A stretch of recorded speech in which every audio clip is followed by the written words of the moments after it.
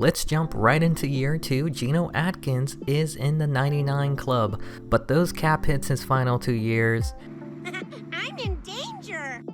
In the new West Coast scheme, I expect AJ Green will get more passes his way and improve on his previous year. You know, for someone over 30 playing defense, he's still pretty good. Reggie Nelson may be hitting his second prime. Michael Johnson continues to be the best defensive end for the team. I was worried the Carlos Dunlap trade would bite us in the butt. The last player to be elite, Leon Hall, is getting closer to 30, and corners do not have a long shelf life in this game, but he's defying aging. Last year, Andy Dalton struggled, putting up a mediocre season, and on the final year of his contract this season, he's going to have to do some convincing to be brought back with Newkirk sitting behind him. Ben Jarvis Green Ellis was ran into the ground under Marvin Lewis, but this new system is more about quicker backs. There may be a change on the horizon at this position. Same for fullbacks, we're all in on helping Dalton succeed. AJ Green is one of those weapons that will be key to the success of Dalton. Jenkins was also brought in as he fits the scheme very well. Another weapon for Dalton, Gresham. If he were to go down, Eifert is very similar to him in skill set. Andrew Whitworth continues to start at left tackle. The first round pick, Shannon Edens, will be starting at left guard. The second round pick, Phil Starnes, will be starting at center. We have 2 starting rookies from our draft class. Zeitler will continue to start at right guard for the second straight year, while Andre Smith will also be the starter at right tackle. Consistency is key, and I think we're improving our O-line compared to last year. Moving over to the defense, Marcus Hunt has made a surprise development and will be starting over Getters at this position. Michael Johnson will obviously be starting at right end. Geno Atkins is one of the best players at his position in the NFL, so hopefully we can find a way to pair a better partner with him. James Harrison is still with the team at the ripe age of 36. I thought Maven would have improved to give Harrison a run for his money, but nope. Maoluga will continue to be the starting middle linebacker, but I'm a bit happier with Agbana sitting behind him. Hopefully learning depth is hugely important in football. Vontez Burfict will also continue to be at right outside linebacker. The scheme is different this year. We're running a attacking 4-3, so more blitzing from our linebackers. We'll also be relying on press coverage from our corners, but I'm very confident that we'll be fine there with the addition of Chris Harris. The secondary is looking scary. We already know what we have in Reggie Nelson. He can be a ball hawk. Plus, Sean Williams has improved a lot over last year. Mike Nugent returns as the kicker, Kevin Huber, the punter. And I once again got the itch to trade players. James Harrison is old. He's also on the final year of his contract, and I don't see the team making the playoff push. So off he goes to New Orleans for a 3rd round pick. Maben will be the starter now, with the free agent backing him up. We ain't done yet. I attempted to trade Gresham. He was also on the final year of his contract with Eifert behind him. I ended up trading him to the Lions for a 4th round pick. Before I go into the season, I wanted to point out that Pierman and Bernard will be the starting running backs, while Green Ellis will be the starting fullback.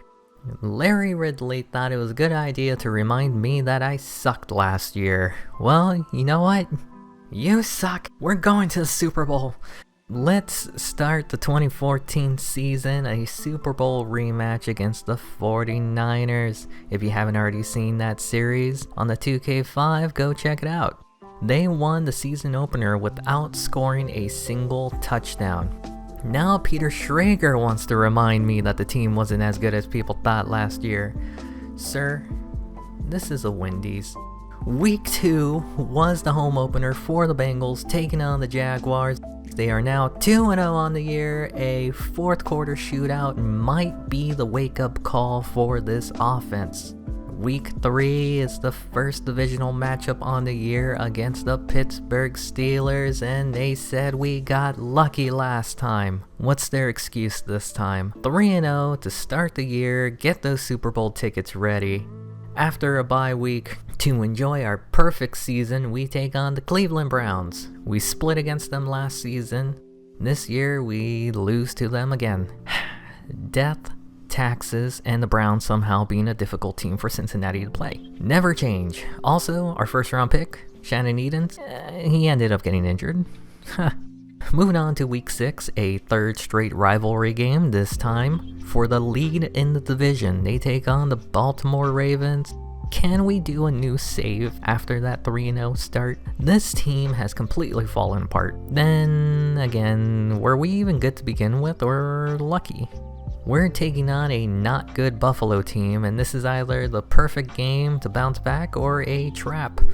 It was the bounce back game we were looking for. Buy those tickets to the Super Bowl, Cincinnati, because we're the cream of the crop. Unfortunately, we lost our second round pick, Phil Starnes. We started the season soaring with the Eagles, and now we're slithering with the Snakes. And after 1 week, we take on the Ravens once again, but this time in our house. We must protect our house. We didn't outright demolish the Ravens, but we do start the season 5-2 and take the lead back on the division. We're getting to the halfway point on the year, taking on the not good Rams team. 1 win so far this season. I smell a trap. Before we do that, we had a contract to take care of, and a pretty important one, AJ Green. I'm overpaying, I don't care. He's the heart and soul of this team, and well, would you look at that, he accepted it. Though for some reason, Peter Schrager told me he didn't. Where did you go to journalism school? You know, I knew it was going to be a trap game, and I just figured they would have put up more of a fight. I should have known better. Peter Schrager now wants to tell us we're in a good spot. We just lost. Get out of here. Funny enough, last season we ended the year going 5-3. This season we started 5-3. Wait, we're not going to lose 7 straight, are we?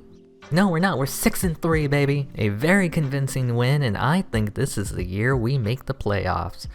Now, we're off to play against a sneaky good Cardinals team, but it doesn't matter because we don't sneak, we just good. Beating the Cardinals 22-0. Yes, I'd like to make my reservations for the Super Bowl.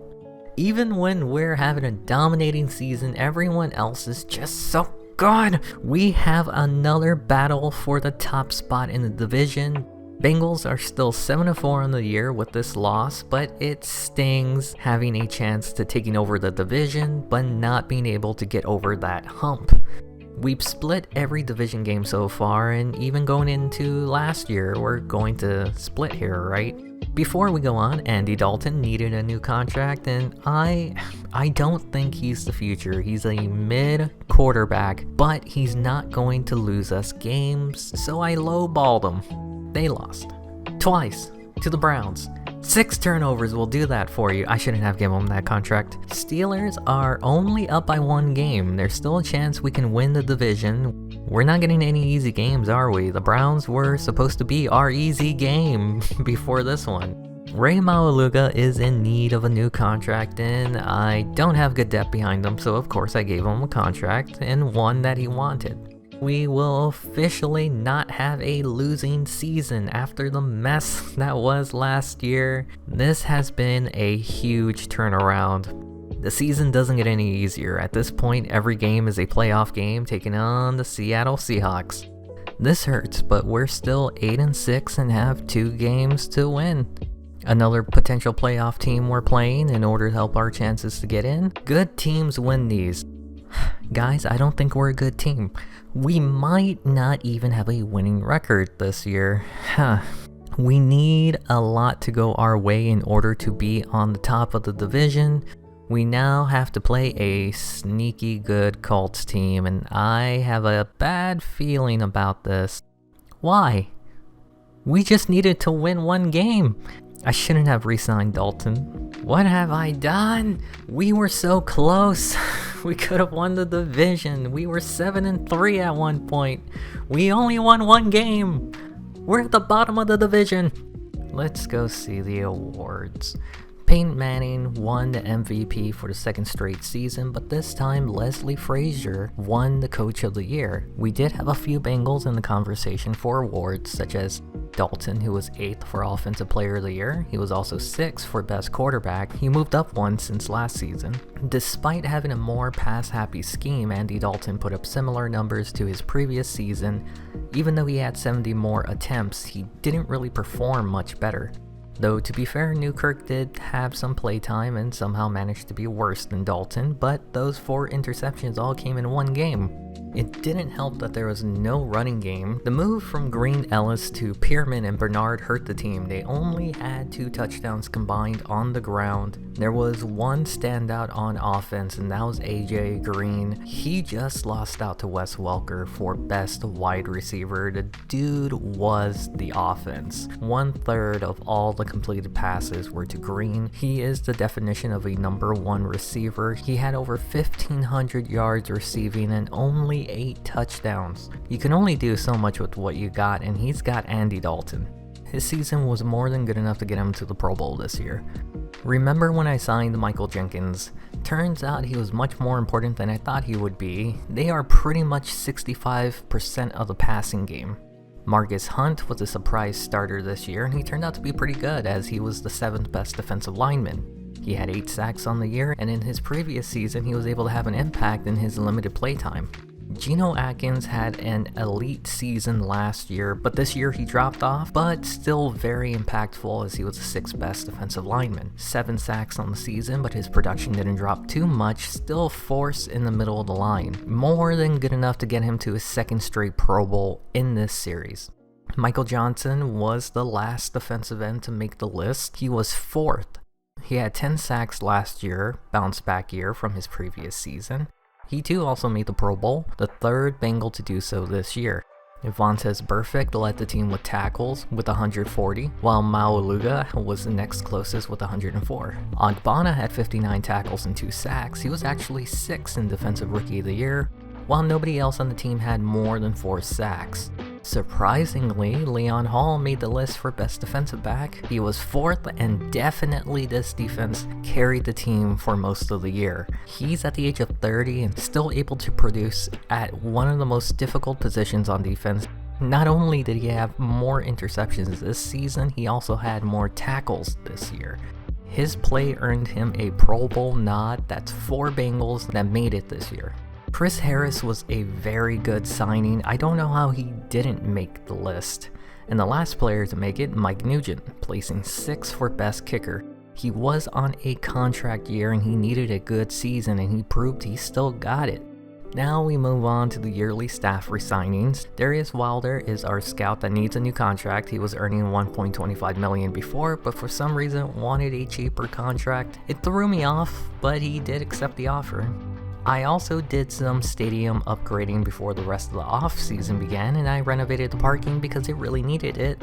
Next up, re-signing. We have a lot of players to re-sign, some already not interested due to offers to them during the season, like Perfect. Another being Green Ellis, but because we didn't want him back.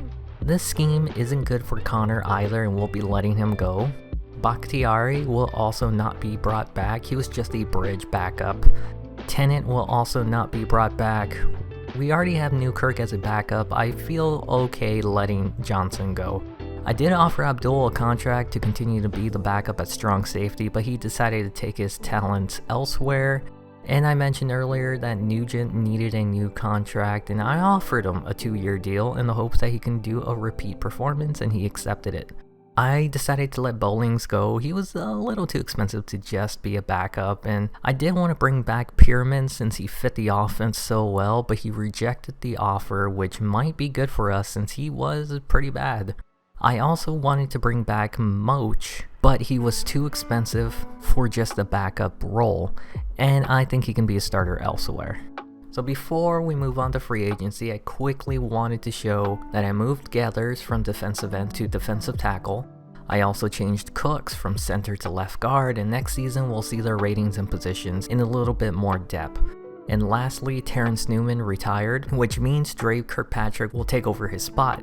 Now moved on to free agency. Wait a minute, I'm forgetting something. Yeah, Drew Brees came out of retirement. I didn't even know he retired, but he's a free agent now. I think he could strive in our West Coast offense. I wanted to give him an offer since I have little trust in Dalton to carry the team, but we didn't have a lot of room. I also wanted to sign Larry English to take over Perfect's spot on the team. So to make room, I noticed Cofield had a big cap hit and traded from Washington, which means no penalty if he's released. With Gellers moving to his position, defensive tackle, he became very expendable, and just like that, we had enough money to offer Breeze a serious contract. 1 year, $15 million. We did end up signing Larry English, 2 years worth $2.1 million. Unfortunately, the Raiders won the Breeze sweepstake, and they have the #1 pick in the draft, so watch out for them this coming season. We're now at the NFL draft. The Bengals will have the 16th pick, and we're now on the clock. Since we lost out on Drew Brees, and I feel like Dalton won't be able to take us higher than 8 wins, I drafted Parker Calhoun. He will sit his first year with the team. I will continue to use Dalton because Parker is a project player. He's the fastest quarterback, but a supposed bad arm. He's very much a threat with his legs, as he proved on a 96-yard run. In college, he did fail to win a championship, but that's not all on him. Plus, his attitude may be a problem as he skipped a bowl game due to mental burnout. He still had a stellar season on the ground. With our first second-round pick that we got from trading Dunlap to the Rams, I selected Keani Maaki. I believe he has the attributes to be a great player, but he's still learning. I can sit him behind Gellers this season to get reps until he can be ready to play. It wasn't until his 5th year that he got the start. He also seems to thrive as a run stuffer, and we primarily rush the passer, so hopefully he can be more well-rounded. I have high hopes. With our second round pick, I drafted Eric Michaels. This dude is good, not quite starter good for this team, but with Jenkins getting older, which I knew when we signed him, Michaels should be a starter come his 2nd season. With the 3rd round pick that we got from trading James Harrison to the Saints, we selected Kaliko Kofor. At this point, these will be depth players mainly for positions we need to fill out on the team. With our 2nd, 3rd round pick, we drafted Andy Abreu. A decent player in the 3rd round, better than Kofor, and I feel good enough with this pick. With the 4th round pick we got from Detroit, trading Gresh to them, we selected Jonell Jean. With Newman's retirement, we need a body to fill the hole, and that's about it. With our 2nd, 4th round pick, we selected Garrison Nisa. We got a nice player out of this pick. You would think with how poorly we ran the ball, that running back would be higher on the list. With our 5th round, we selected Nino Lynch. We tried to re-sign our strong safety, but that didn't work out. He fills the void. With our first 6th round pick, we drafted Nelson Ari. He's a body to fill out a position, that's all. With our 2nd 6th round pick, we got trading Pico to Washington, we selected Jesse Coble. Again, another body to fill out the roster. We had 11 picks. You should have traded up or down with them, but instead we're drafting camp bodies. In the 7th round, our final pick was Akeem Duncan, camp body. That's the end of Season 2. I'm excited to see how Season 3 turns out. Probably bad. It's gonna be fun.